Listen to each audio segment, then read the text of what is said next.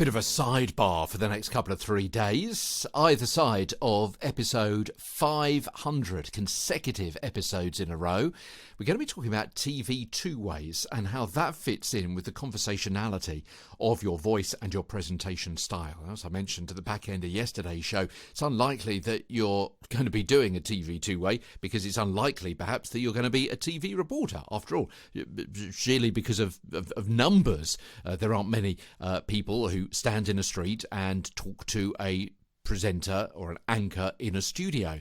This is what we're talking about today. This is what a two-way is. It's when a studio presenter on radio or TV interviews a reporter colleague, usually one who's actually on location, but they may also perhaps be in a studio, about a story. You've seen thousands of them. You've heard even more of them over the course of your life.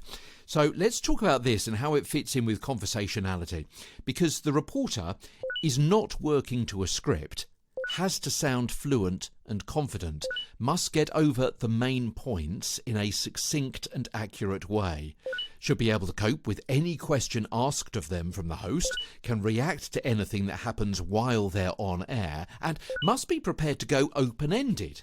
Okay, so we've just learned what two ways are. What does it mean to go open-ended?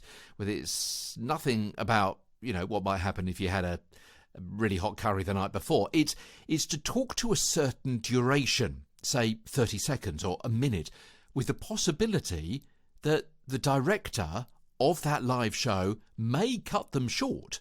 You could have prepared a minute's worth of material and suddenly 10 seconds before you go on air, or possibly while you're on air, you're suddenly told, wrap it up, you got 10 seconds.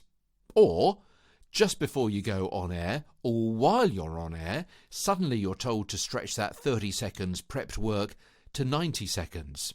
Yeah, that's going open-ended. Well, going open-ended really is a step beyond that, to be fair to you. It's when the anchor and reporter will talk to fill the available time until they perhaps start that news conference, or the president arrives, or the verdict is announced, that kind of thing.